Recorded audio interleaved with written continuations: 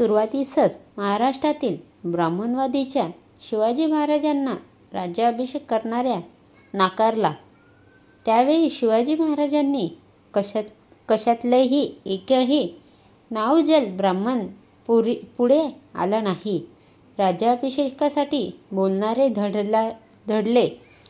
त्यासाठीच केशव भट, सोमनाथ भट, भलचंद्र भट या तिघांनीही पाठीत आलंय. पण शिवाजी छत्र नसलेल्या आपल्या शिवाजी महाराजांच्या पाठीवर साहजिकला त्यांना काळात ब्राह्मण सुरू असलेल्या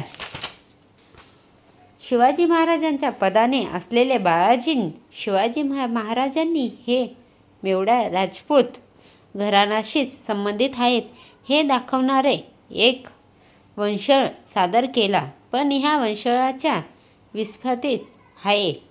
हा सगळा कठोरपणानंतर शिवराज्य अभिषेकाची जबाबदारी काकापणाने स्वीकारली. पण हा राज्याभिषेकाचा होण्यापर्यंत या गागातीचा कितीही कालखंड मारला, पण सतर्व शिवाजी महाराजांच्या राज्याभिषेकानंतर राज्यांसोबत ह्या सर्वच गाठ पडली होती. त्यामुळेच शिवाजी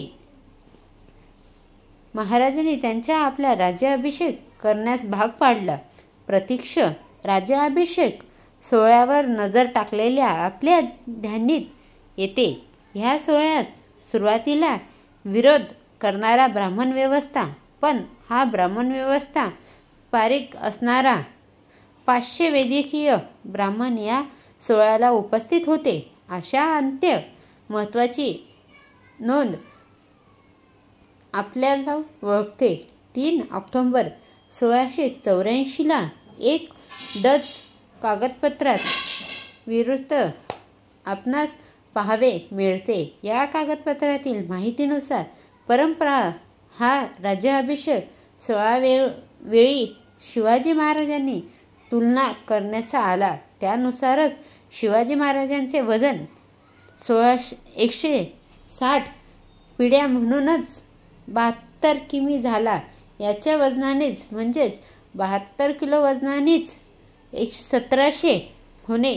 अनेक धातू प्रत्येक 72 किमी ध्यान प्रत्यक्ष किमतीने जिथे होणे होते तेवढेच रक्कम सांभाळण्याची उपस्थिती असणार ब्राह्मणाला देणार आले. राज्याभिषेकानंतर दुसऱ्या दिवशी हजर असलेल्या ब्राह्मणांनी 6 ते 5 होणे मिळवले. सर्वसाधारण ही दक्षिणा लक्ष होऊन म्हणजेच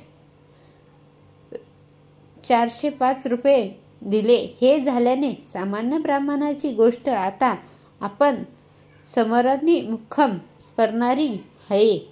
डॉक्टर बाबासाहेब आंबेडकरांनी नोंदवल्याप्रमाणेच स्वस्तिक करण्याचे 7,000 होणारे इतर ब्राह्मण असे 17,000 होणे देण्यात आले. अशा शिवांचेही जवळही 1,00,000 रुपये गठण लाडले दाखवले.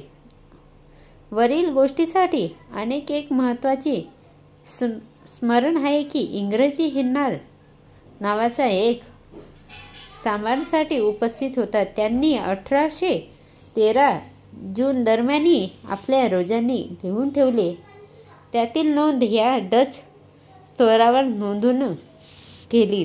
त्यामुळे त्याबाबतीत आता शंका घेण्यासाठी कारणच नाही. याच्याप्रमाणेच राज्याभिषेकाच्या वेळी शिवछत्रपती निर्माण केलेल्या राज्याचे ब्राह्मणाकडून होणाऱ्या लयलूटमुळे हे राजमाता, राष्ट्रमाता, लोकमाता जिजाऊसाहेबांचा मृत्यू राज्याभिषेकानंतर 12 दिवसांनीच झाला. पण शिवचारित्र्याच्या नावावर आपल्या पोटाचीही खेळणी भरणार पोटभर आणि स्वार्थ इतिहासकारांनीही हा सर्व बाबीचा अंत जाणवापूर्वी आपल्यापासूनही लावलेल्या इतकेच हा नीती सांगतो.